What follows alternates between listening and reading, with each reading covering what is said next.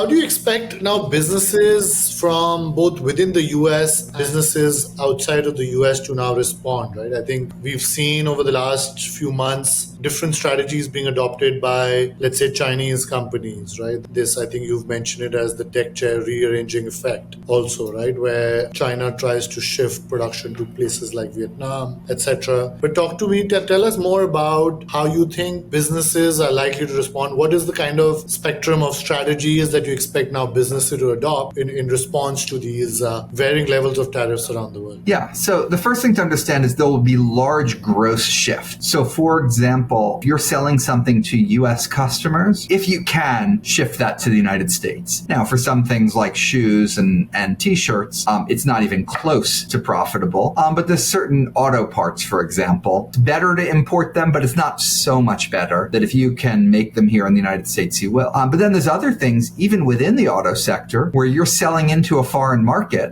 You don't want those parts coming into the United States, getting a tariff, and then being disadvantaged when you sell back into a foreign market.